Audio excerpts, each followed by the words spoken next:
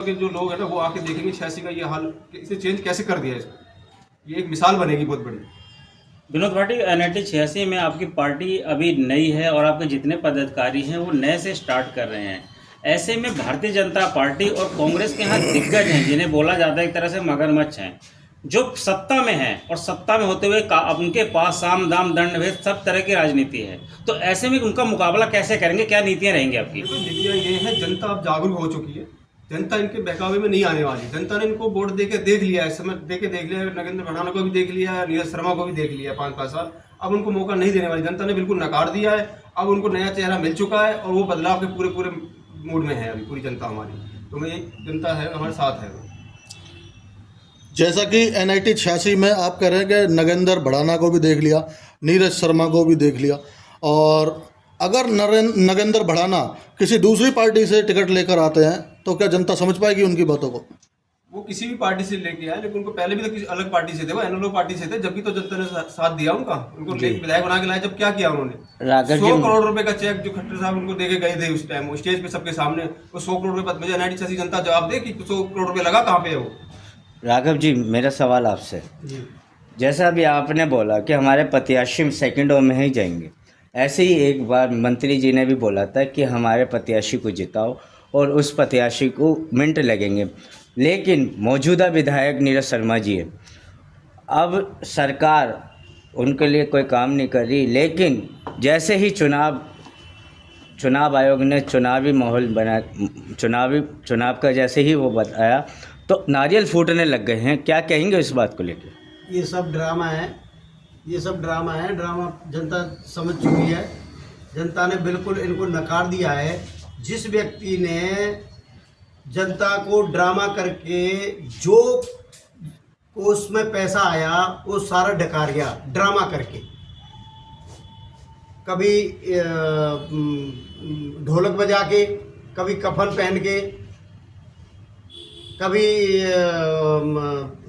विधानसभा में जाके बोलता है कि मेरे को सरकार सेंटर पैसा नहीं दे रहा। सेंटर क्यों नहीं पैसा देगा?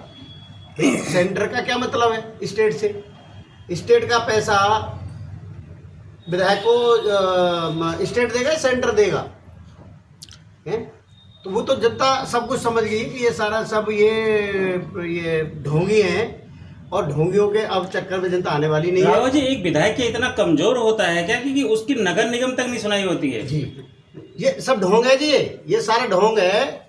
ये कि हमारी सुनाई नहीं हो रही, कि आगे बीजेपी की गवर्नमेंट है, सेंटर बीजेपी गवर्नमेंट है। ये पैसा खाने का एक तरीका है।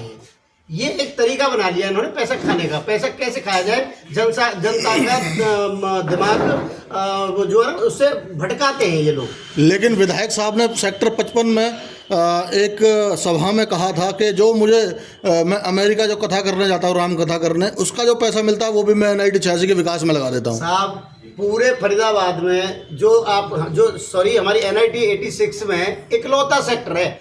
इन्होंने सेक्टर वासियों को कहा था कि मैं इसकी पूरी बाउंड्री वाल करवाऊंगा, तारें लगवाऊंगा, सीवरेज सही कराऊंगा, पानी की व्यवस्था कराऊंगा। मैं ये बता रहा हूँ, पूरी जनता इतनी त्रस्त है कि एक घूंट भी पानी नहीं आता भाई साहब। टैंकरों से पानी मंगाते हैं। उपाध्यक्ष साहब, एक फिट पानी भरा हुआ है रोडों पे, सीवरें सारे ओवरफ्लो हो रहे हैं। ये क्या है? ड्रामा करते, खुदवा देते हैं, पैसा मंजूर कर देते, ढकार जाते हैं। बड़ा पाइप जहाँ लगना वहाँ छोटा पाइप लगा देते हैं। पहले छोटा पाइप डाल दिया, पैसा डकार गए, फिर वो नहीं काम करता तो फिर दोबारा उपाध्यक्ष साहब, मेरा एक सवाल है। तो ये पैसा कमाने का जरिया बना लिया इन्होंने। ये सेवा नहीं है, ये व्यापार कर लिया है। ये लीडर नहीं है, डीलर है ये। अगर NIT 86 की जनता आपको चुन के भेजती है भाटी जी, तो सबसे पहले कौन सी समस्या को आप निपटाएंगे? सबसे पहले मैं NIT 86 की सफाई के मुद्दे को सबसे पहले करना चाहता हूँ, क्योंकि NIT 86 में सबसे जो मुद्दा सबसे बड़ा सफाई का है। वो आप हर जगह देख रहे हो, डगुआ चौक हो, चाहे एयरफोर्स चौक हो, या कोई भी चौक हो। और दूसरी समस्या मेरी जो रहेगी, जो मूलभूत सुविधा जो लोगों को चाहिए, क्या पानी, बिजली और सड़क, यही मेरी मेरी जनता को चाहिए। सबसे पहले मेरा यही रहेगा कि ये तीनों सुविधा उनको मैं मुहैया करवाऊंगा सबसे पहले। उपाध्यक्ष जी, जैसा कि गलती करी थी लोकसभा में RJP ने, इन्हीं लोग से गठबंधन करके, क्या अब विधानसभा में गठबंधन देखने को मिलेगा जब अपने स्थिति में चुनाव लड़ेगी RJP? देखो, ये हम आपको अभी जो है 4-5 दिन बाद बताएंगे कि हमने किस तरह से चलना है। अभी ये हम आपको बता नहीं सकते, क्योंकि आगे जो है ना किस तरह से रणनीति बनती है, उसी रणनीति के हिसाब से काम गाजियाबाद से करेंगे। भी आपके प्रत्याशी उतरे हैं, क्या कहेंगे, कितने प्रत्याशी और आरजेडी उतारेगी?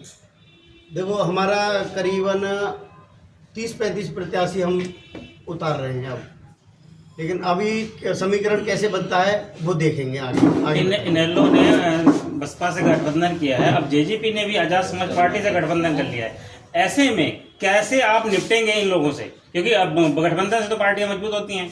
देखो, ऐसा है, मैं आपके माध्यम से कहना चाह रहा हूँ कि ये तो एक रणनीति है। अब रणनीति किस तरह से बनती है वो देखेंगे, लेकिन अगर हमारा किसी के साथ गठबंधन नहीं होता तो हम इंडिपेंडेंट लड़ेंगे, हमारी पार्टी इंडिपेंडेंट लड़ेगी। 86 की जनता के लिए क्या दो शब्द क्या कहना चाहते हैं? 86 की जनता से मैं ये कहना चाहता हूँ कि आपको मौका है, युवा प्रत्याशी है, शिक्षित है, आधुनिक प्रकृति का है, आपको आधुनिक मशीनों द्वारा सिस्टम से आपकी सारी समस्याएं हल करेगा। पढ़ा लिखा है, शिक्षित है, युवा है, आप किसी भी तरह से बोल सकते हो और आपके बीच का है। तो ये प्रत्याशी ऐसा है कि आपके ये काम आएगा, और आपका बच्चा है, आपका बेटा है, इसको मजबूत बनाओ और इसको जिताओ और इसे सेवा लो। राघव जी, दिल्ली में जो है न्यूनतम वेतन मजदूर को 18,000 रुपये दिया जाता है, यहाँ 12,000 दिया जाता है। इसमें क्या कहेंगे मजदूरों के लिए आप? देखो, हमारी अगर सरकार आती है तो हम विधानसभा में मुद्दा उठाएंगे। हमारा मैनिफेस्टो, हम आपको 2 दिन बाद अपना मैनिफेस्टो दे देंगे। अभी हमारा चंडीगढ़ में शुक्रवार को प्रेस कॉन्फ्रेंस हो रही है, मैनिफेस्टो निकलेगा, तो उसमें हम आपको सारी डिटेलें बताएंगे कि हम क्या क्या करेंगे समाज के लिए। उपाध्यक्ष साहब, कांग्रेस ऐसे रूल लेके आ रही है कि पेंशन को डबल किया जाएगा, सिलेंडर को कम किया जाएगा, 500